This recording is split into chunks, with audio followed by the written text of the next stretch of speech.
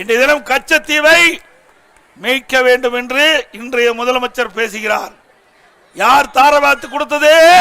திரு கருணாநிதி. திரு கருணாநிதி முதலமைச்சர் இருக்கும் போது மத்தியிலே காங்கிரஸ் ஆட்சி இருக்கின்ற பொழுது கச்சத்தீவை தாரை வார்த்து கொடுத்தது திமுக. இன்றைக்கு ஒன்னும் தெரியாத மாதிரி முதலமைச்சர் பேசுறார். இன்னொரு கருத்தை சொல்றார்.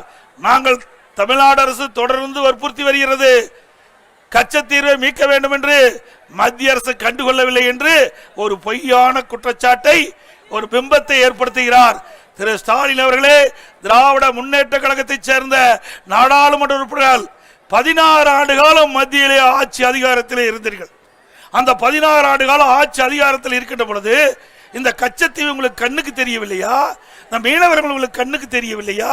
16 ஆண்டு காலம் மத்தியிலே ஆட்சி அதிகாரம் இருக்கின்ற பொழுது மத்திய அரசிடம் இருந்து கேட்டு வாங்கி கச்சத்தீவை மீட்டிருக்கலாம்.